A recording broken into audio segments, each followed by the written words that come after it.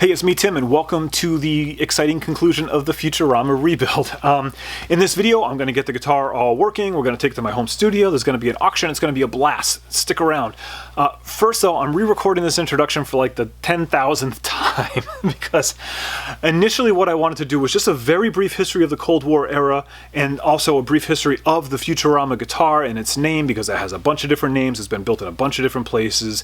And I decided to scrap it all because it's too complex and it's, you know what, this isn't the history channel, it's Tim's Silly Guitar channel. So if you're interested in all that stuff, I can leave you some of my links in the description below, and you can go kind of down that same rabbit hole I was going down. The other thing I wanted to do is invite comments and conversation in this discussion section about that period in time. I would love to hear stories from people that grew up on the other side of the Iron Curtain, because frankly, I don't know what that was like, and I can't think of a better way to find out than to ask people who were there, and I would sure that people from the other side of the world would love to hear stories about it here. So I'm doing this somewhat reservedly because this is the internet in 2021 and things like this can blow up real fast, but what I'm going to ask you to do is leave all the nonsense at the side. We're trying to tear down walls here, not build them, and I'm just going to delete it if you're going into this with the wrong attitude. Let's see if we can prove that the world can still be civil and we can have civil conversations from differing opinions and different viewpoints here about the Cold War era and about, most specifically, the musical instruments of that era, and not be jerks. Think we can do it? Let's find out. If the comments are turned off, that means we couldn't. All right, enjoy the video. I've talked at length about this bridge. You know, one of the things I've always wanted to do was to make a bridge out of a nut and bolt like kind of a thing, because I thought it'd be kind of cool to have the, you know, have the adjustable string spacing. But this is like so close to good. I think I'm gonna use this right now. The neck angle and stuff is, the string action is like ridiculously high. And I don't want to change the neck angle and get the strings too far away from the pickup. So instead what I'm going to do is I'm going to thin this down. I'm going to take these frets off. I'm going to make this all a little bit lower and then put it back on. But the main problem I have with a bridge like this is that it is not permanently fixed so it can move. So once I get it basically where I want it, I'm just going to simply drill a little hole through here and actually screw it to the body so it can't shift while you're playing if you start getting aggressive with your strumming, you know, because that does happen. I do want to point this out too, like the other option is to put in like a, you know, a tunematic style bridge, but you can see here if I were to do that, the string spacing is way off.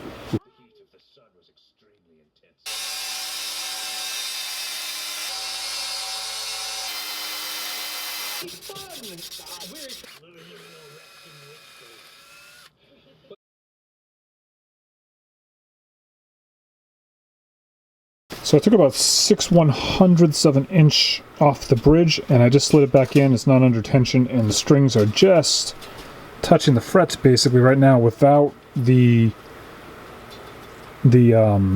pieces of fret wire in. You can see this string is still a little high and this is like all the way lowered. So I know that I'm close, but I want to take off just a little bit more, just make it a little bit lower before I go, just to give myself room to bring it up. I took another 2/100ths of an inch off of this and now it is sitting here without any fret wire in it and all the strings are touching the fret when it's down to its lowest position. So I have this mandolin fret wire, this really small and really skinny, which I think will, yeah, it'll still fit in these slots. And I'm going to try cutting a few pieces of this off and using this to just see if I can keep it low, because I'd rather have the adjustment in the bridge, you know, and be able to go both directions. So, and this should be big enough to give me a little room to adjust. Pretty good right there.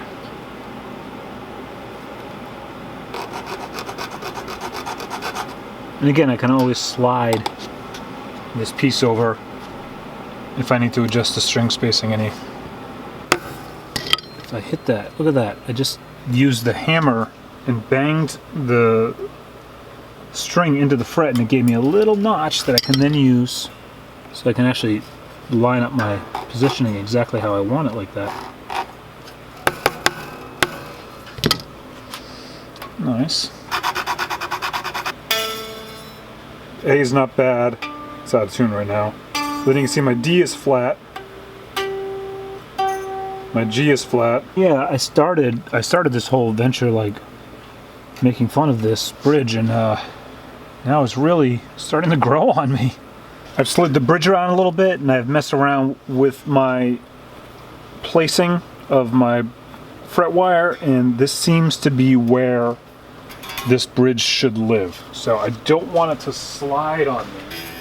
Take the strings out of tension so I can pull that bridge off and run those screws in.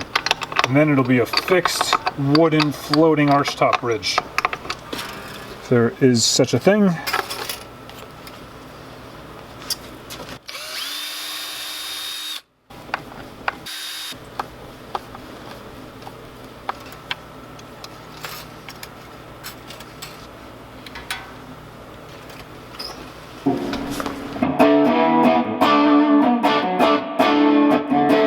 Messing around with this and got it all tuned up pretty good, and it sounds pretty good, but then like you know, these open chords are like,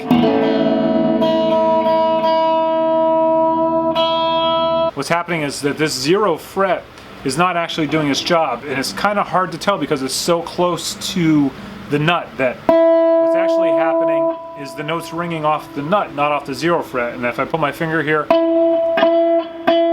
you hear it kind of go up just a quarter tone, but it's tough to tell what's going on, so I grab this capo and I just put the capo right behind the 0 fret. I tune to that.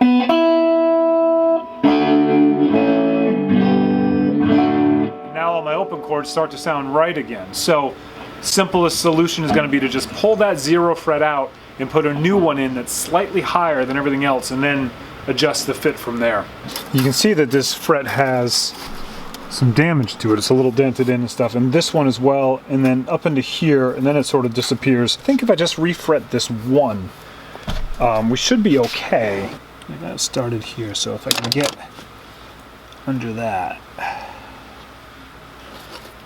There we go. That fret slot is very wide. Yeah, look at that. This fret wire is much different than the US fret wire, and the slot is very wide, which is the reason I didn't want to go into, or one of the fears I had about going into refretting this. But for just this one, it won't be a big deal. What we'll do is we'll just glue something in. We want to make sure our fret that we replace it with is a little bit higher.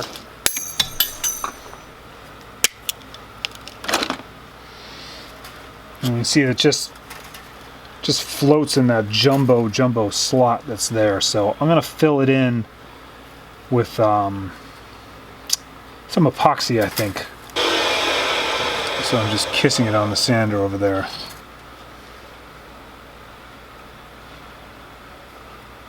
There we go. Alright, let's let that sit for a minute and do some other stuff.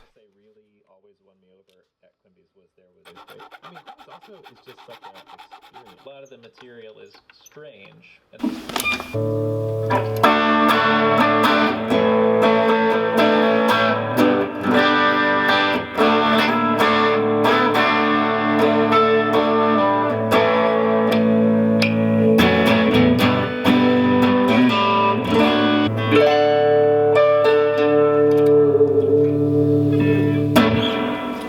I've gone through the intonation. I've adjusted this, just moving these fret wire bridge pieces back and forth a little bit, and it's not bad. It's not as poorly intonated as I thought it would be.